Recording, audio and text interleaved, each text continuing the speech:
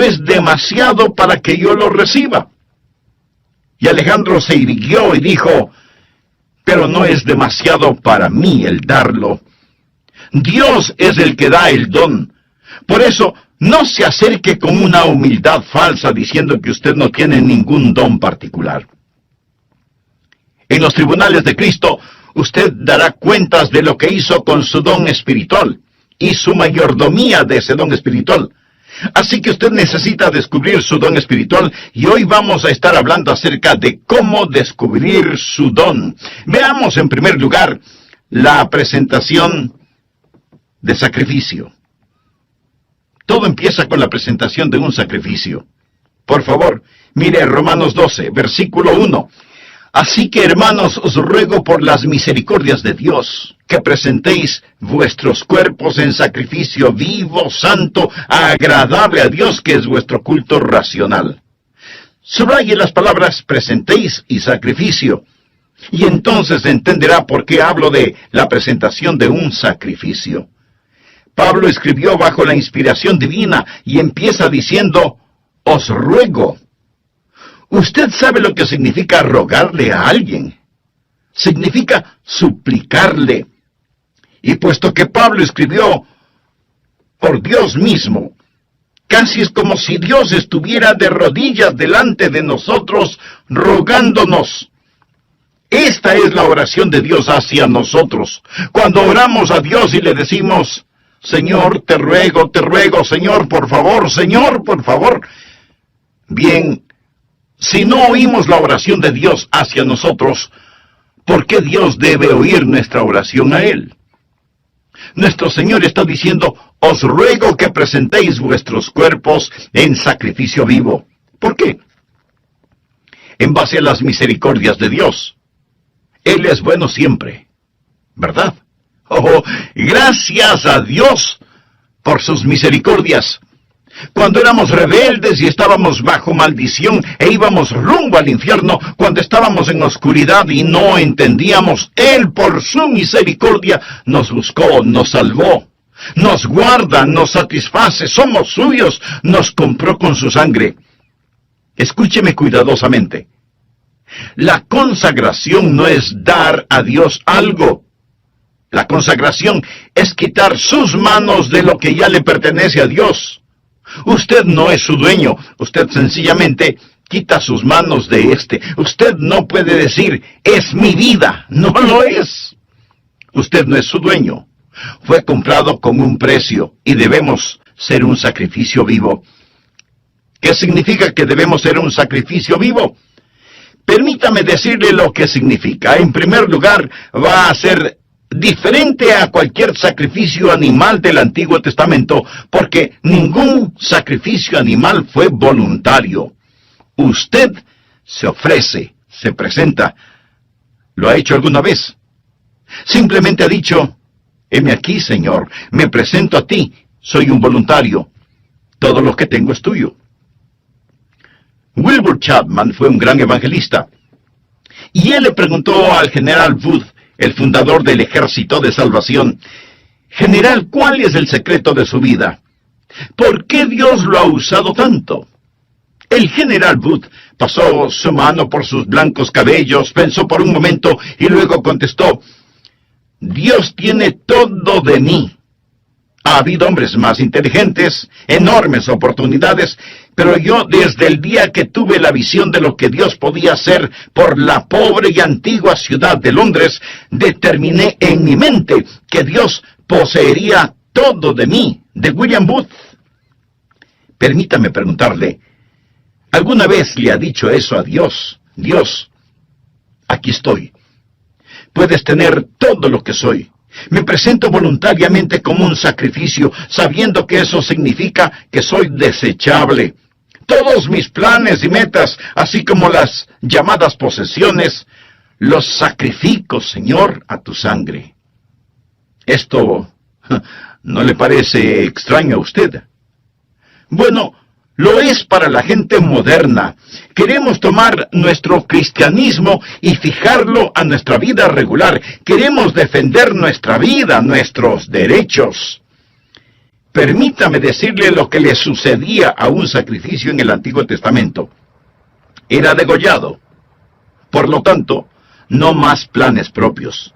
Se lo ponía en el altar, y toda vez que era un sacrificio de sangre, había la tendencia de que el sacrificio se resbalara del altar, por lo que usaban 2 ganchos llamados ganchos de carne.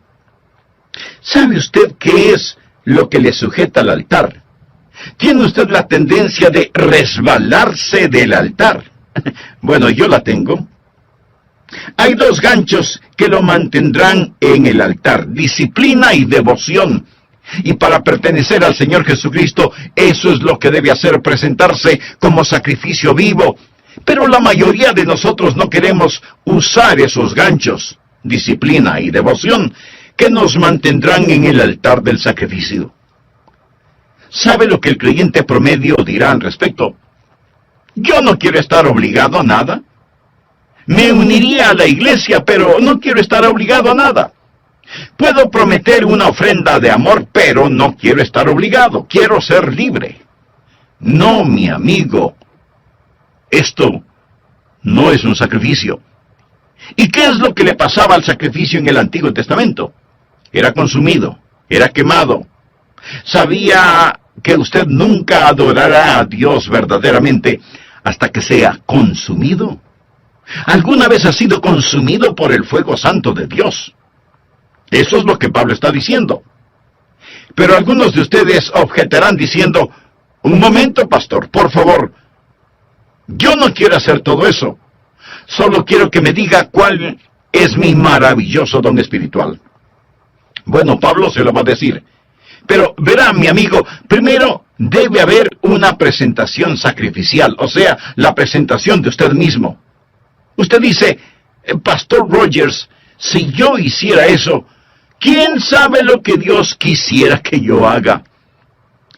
Suponga que usted tiene un hijo, jovencito, y suponga que un día su joven hijo viene y le dice: papá, he estado pensando, tú eres tan sabio, amoroso y bondadoso, y tienes tanta experiencia.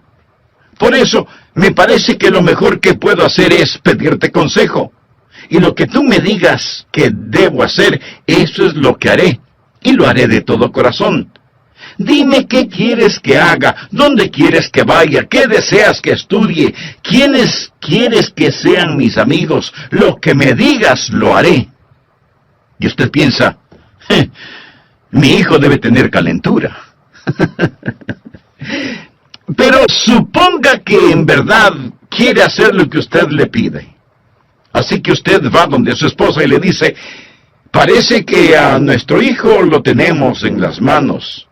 Él se va a arrepentir de haberme dicho que hará cualquier cosa que yo le pida. ¿Procedería usted así? Creo que no. Lo más probable es que si usted estuvo pensando en regalarle un carrito, aunque sea usado, lo que su hijo le manifestó inclinará un poco más aceleradamente la balanza. ¿No te parece? Es la manera que él tiene de decirle: papá, yo sé que me amas.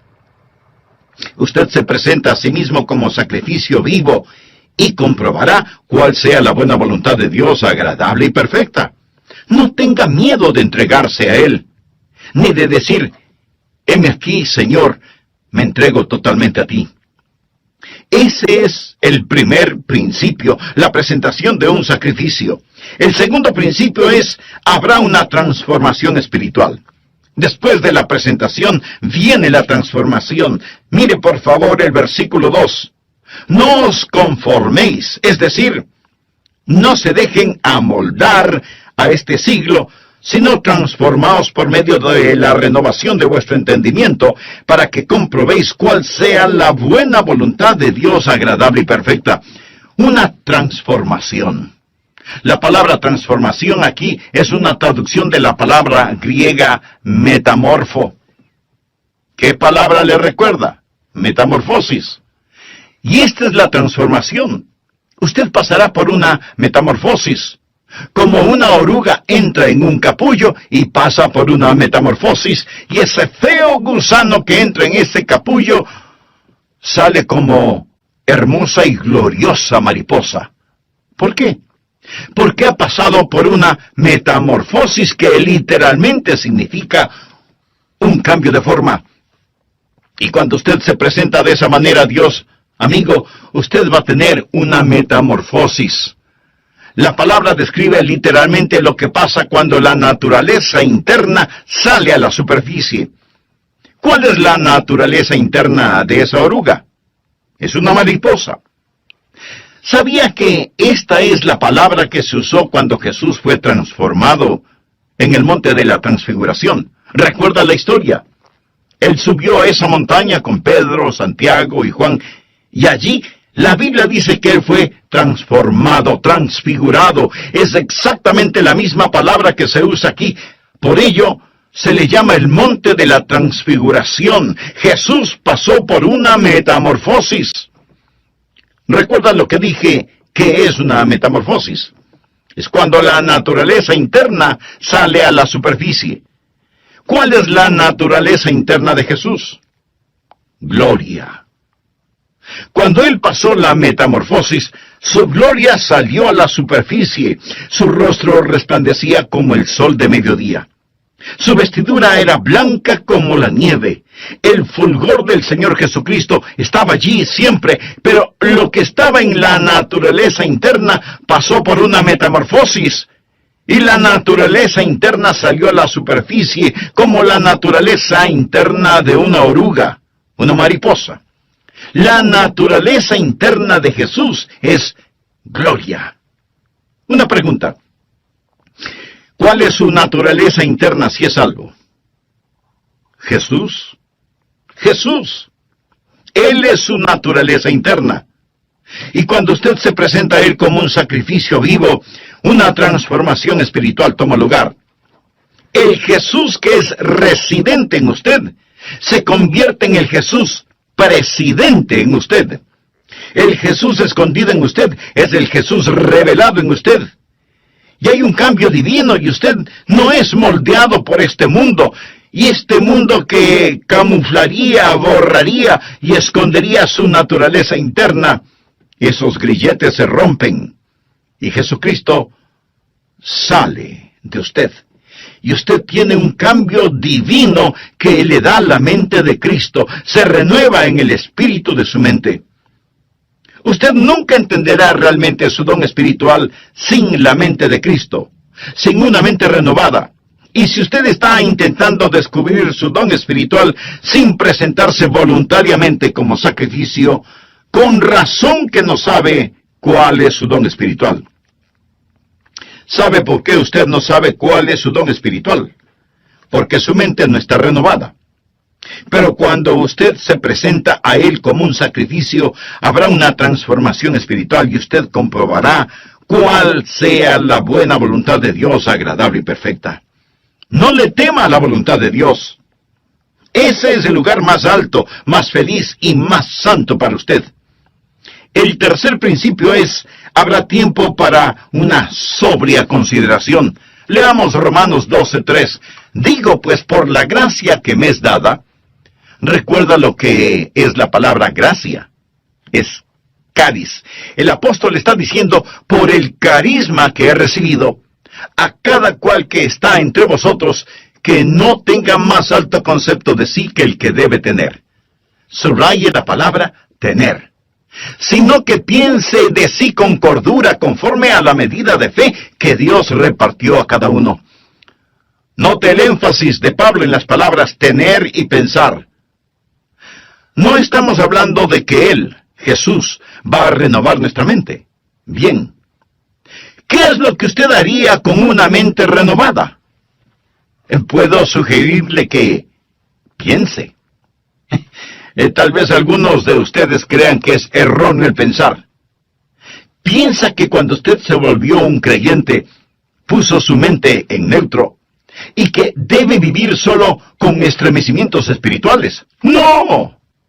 Dios renueva su mente para que usted pueda pensar con esa mente renovada. Hablamos de descubrir su don espiritual y usted debe pensar. Ahora, ¿cómo o qué piensa de usted mismo?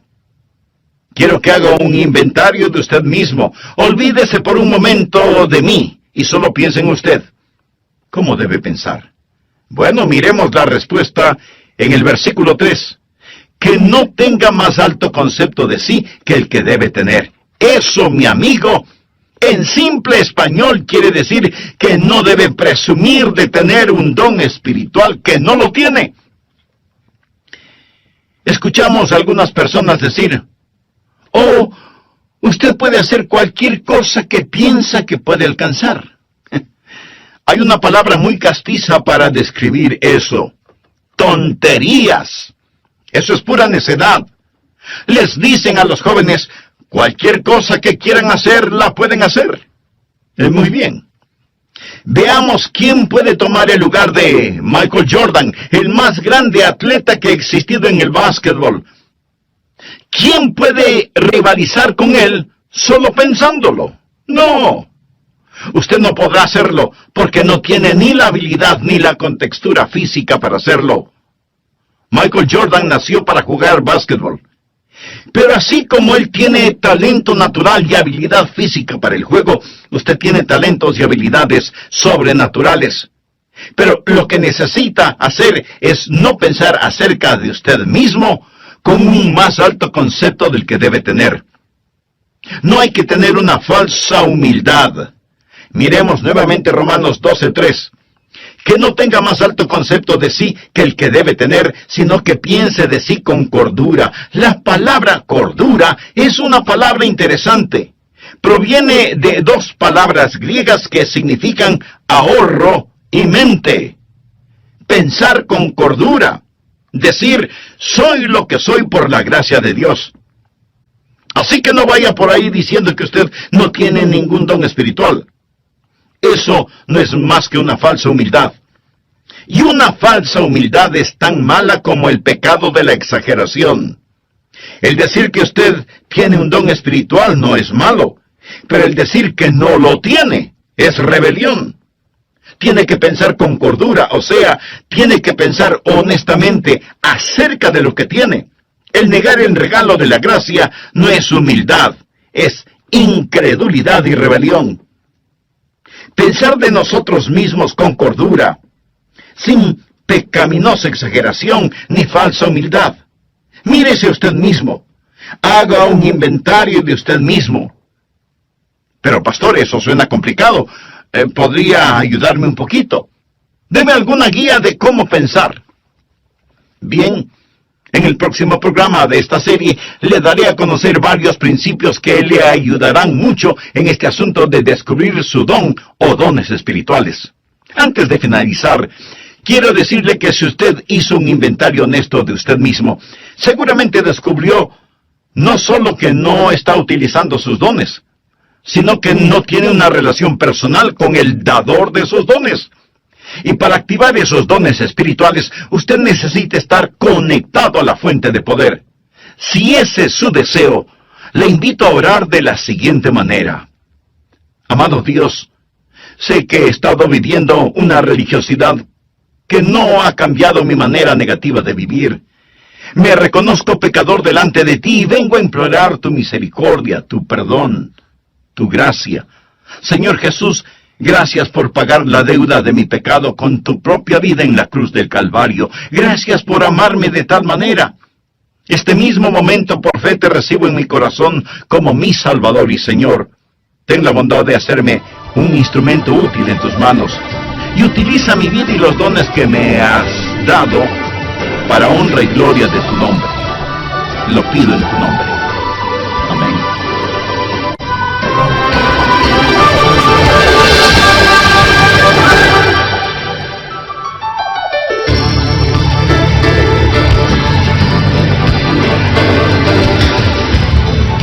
Suponga que su hijo tiene una extraordinaria habilidad para la escultura, pero usted lo presiona para que sea un abogado.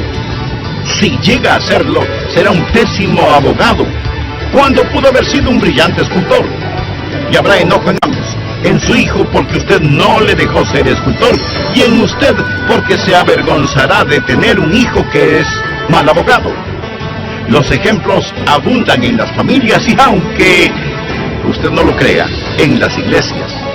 En vez de dejar que las personas hagan aquello para lo cual Dios las ha equipado y les ha dado un don, tratamos de frenarlas en las áreas en las cuales sobresalen y las inflamos en áreas para las cuales no tienen ningún don.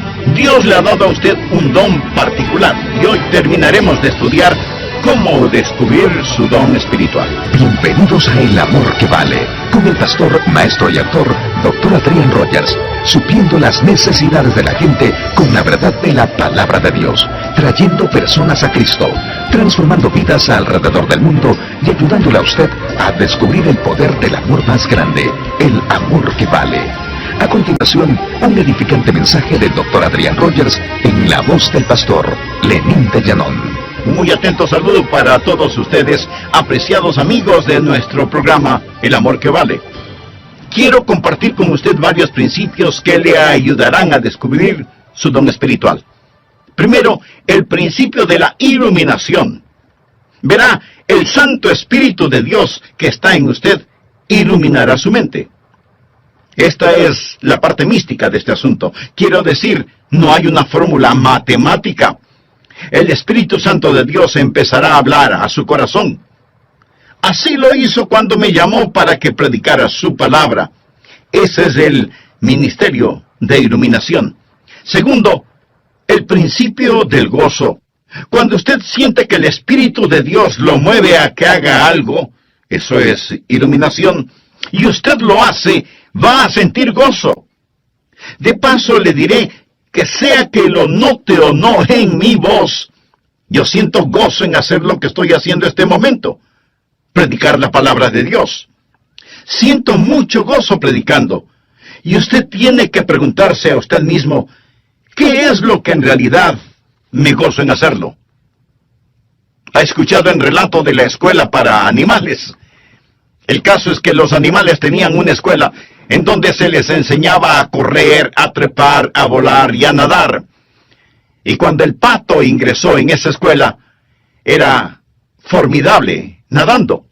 Volando no era tan bueno, y era muy malo para trepar y correr. Así que como era muy bueno nadando, no le dieron clases de natación. Y más bien lo pusieron en la pista atlética para que corriera y corriera y corriera. Después de un tiempo, se volvió pésimo nadando y su correr no mejoró. El águila también entró a la escuela y era fantástico verle ascendiendo y alcanzando la copa de los árboles. Pero dijeron que no lo estaba haciendo en la forma correcta. Así que le llamaron la atención por eso y le ordenaron que recibiera lecciones de natación. Al águila no le gustó recibir esas lecciones y se volvió rebelde, por lo que le expulsaron de la escuela. Luego vino a la escuela el conejo, quien era increíble corriendo. De hecho, le encantaba correr, pero no era tan bueno en el resto de cosas. Era malo nadando y no le gustaban las clases de natación. Tampoco le gustaba el trepar a los árboles, y después de unos días, el pobre conejo tuvo un ataque de nervios. Luego vino la tortuga. Uno debe sentir pena por la tortuga. No podía correr, no podía nadar, no podía volar, no podía trepar, y los animales dijeron, ¿qué de bueno puede hacer la tortuga? Así que le quitaron su caparazón para que fuera un poco más rápida caminando, hasta cuando un caballo la pisó. Y ese fue el final de la pobre tortuga. A fin de cuentas, la escuela para animales fue un completo fracaso. Usted dirá, pero eso es ridículo. Mi amigo, eso es exactamente lo que estamos tratando de hacer en las iglesias en nuestros días.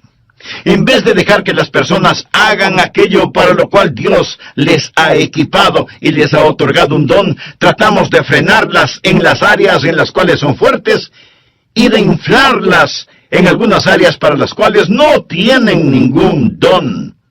Dios le ha dado a usted un don particular y va a descubrir que recibirá iluminación sobre su don espiritual y experimentará gozo al utilizar su don. Tercero, el principio del ánimo.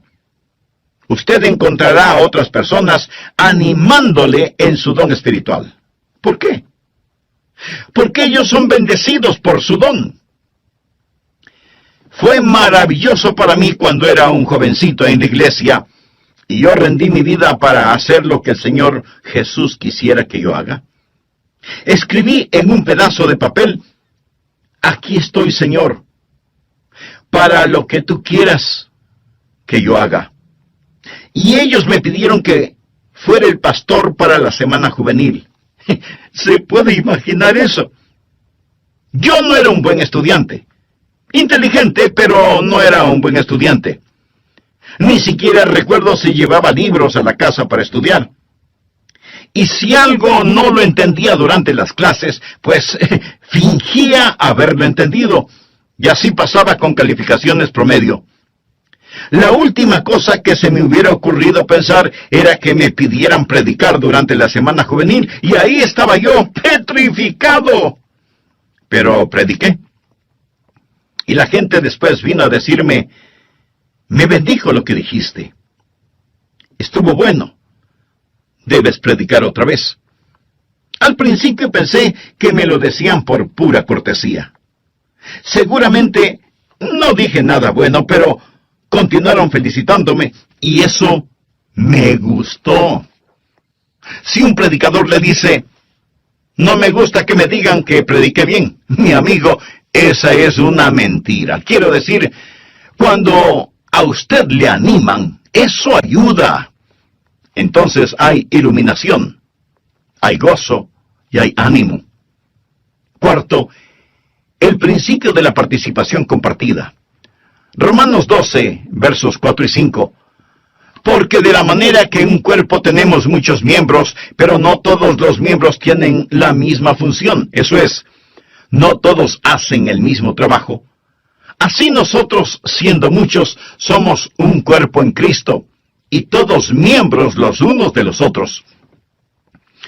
Ahora necesitamos aprender que cuando nos presentamos nosotros mismos a Jesús, también nos presentamos el uno al otro. Debe haber una participación compartida. Cuando usted pertenece a Cristo, también me pertenece a mí. Y cuando yo pertenezco a Jesús, también le pertenezco a usted. Recuerde que la iglesia es su cuerpo, no es una organización con Jesucristo como presidente. Es un cuerpo con Jesucristo como la cabeza, y todos nosotros somos miembros de ese cuerpo.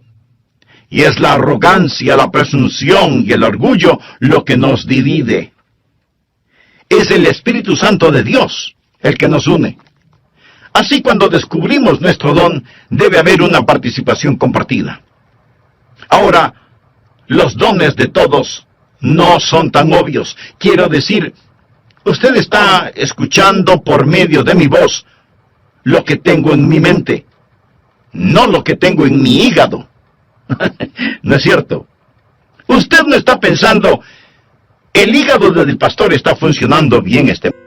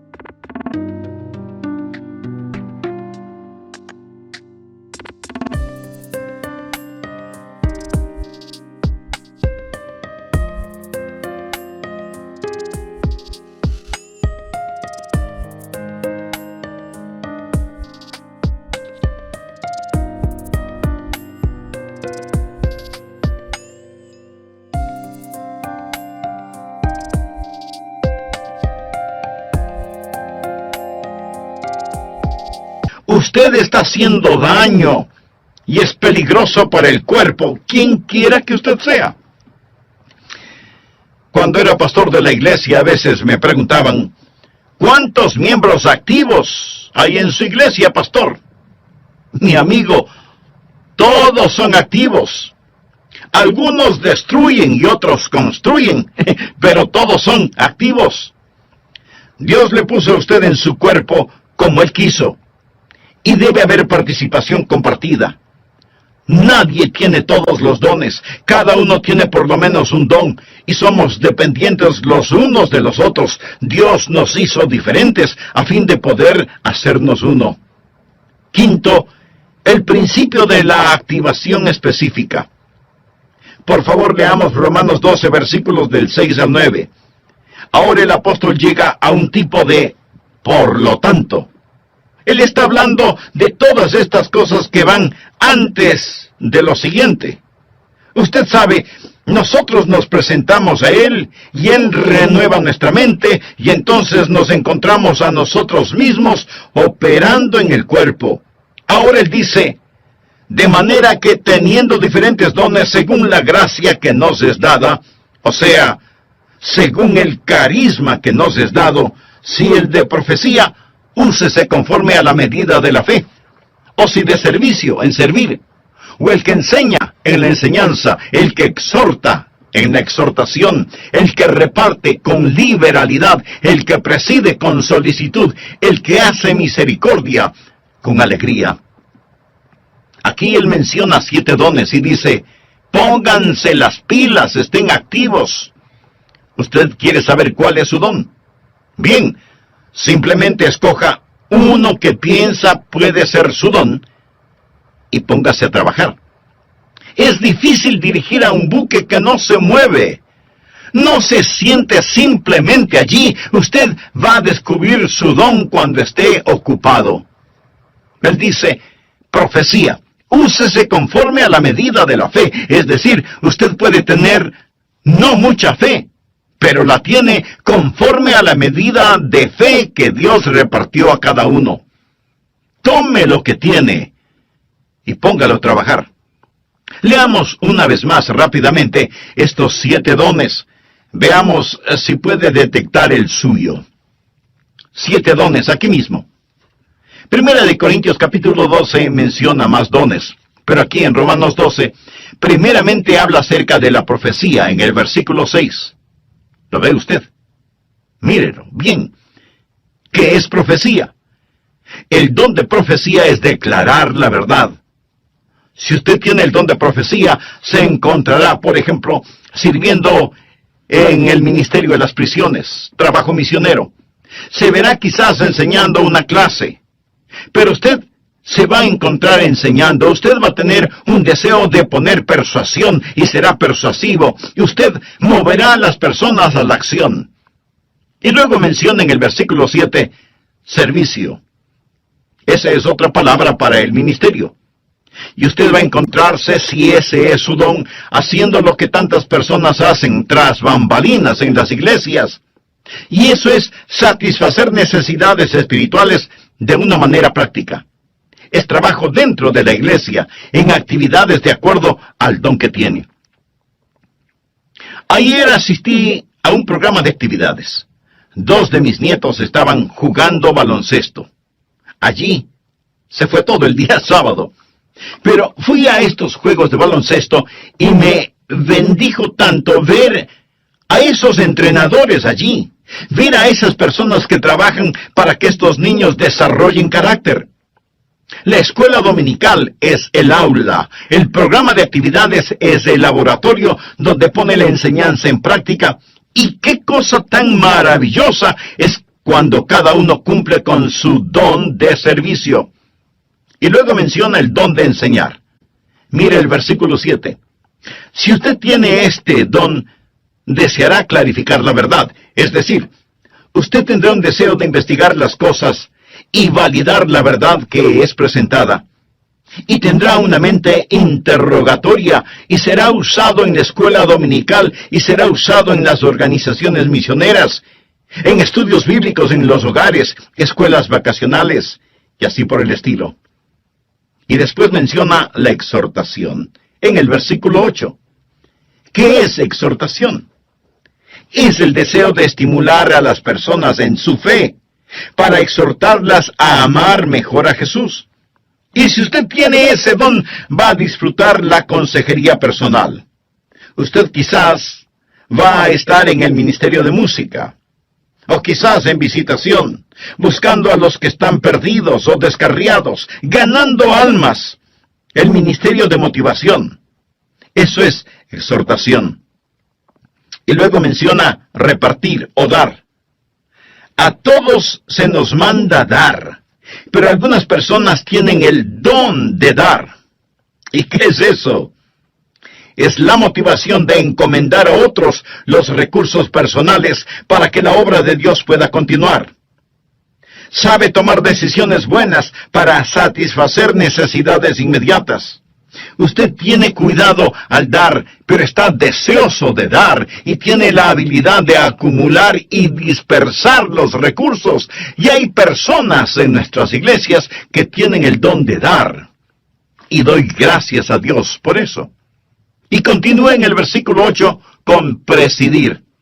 Quizá ese sea su don. Es el de motivar, no el de mandar. Es coordinar las cosas y ayudar a las personas a ver todo el panorama y moverlos hacia esa visión. Coordinar las actividades de otros para una meta común, para la gloria de Dios. Y ese es el don de presidir, dirigir, ponerse de pie ante otros. Una persona que tiene este don también tiene el don de visión. Él ve hacia donde debemos ir y empieza a llevar y a motivar a las personas hacia eso. Luego tenemos el don de misericordia. Quizá ese sea su don.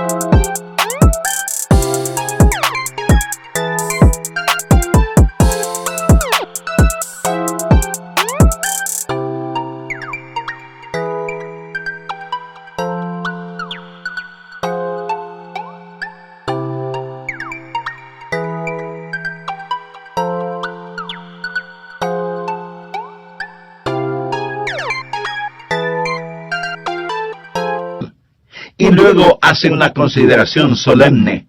Señor, ¿qué quieres que yo haga? ¿Sabe cuál es el problema con muchos de nosotros? Los ganchos de carne. No queremos estar atados. Usted dice, bueno, deje que otro lo haga. Cuando estuve en Londres fui a ver las joyas de la corona. Le dije al guardia, deseo ver el diamante de Curano, porque había leído de este, así que vi el diamante de Curano. Este diamante es de 186 quilates. Señoras, esa sí que es una piedra preciosa. Y en ese tiempo ellos dijeron que costaba la mitad de todos los gastos diarios del mundo. Esto fue antes de que fuese cortado y se lo diera forma. Está en las joyas de la corona. Le fue dado a la reina Victoria por un príncipe de Punjab, un jovencito que lo tenía en su posesión. Él se lo dio a la reina de Inglaterra. Después, este príncipe de Punjab se convirtió en un hombre. Él fue a la torre donde guardan las joyas y dijo, quiero ver el diamante. En ese entonces él era ya un hombre. Lo había regalado cuando era un niño. Ellos se preguntaron, ¿qué querrá? ¿Querrá que se lo devuelvan? ¿Va a pedir que se lo regresen? Y sacaron ese diamante porque él fue el que lo obsequió. Él dijo, podrían ponerlo en mis manos. Y ellos pensaron, oh no, pero lo pusieron en sus manos. Y entonces él se volvió y dijo a la reina que estaba allí, cuando era un niño le di esto, pero tenía la mente de un niño. No entendía completamente todo lo que estaba haciendo. Ahora, como un hombre, entendiendo más el valor total de este diamante, una vez más quiero regalárselo.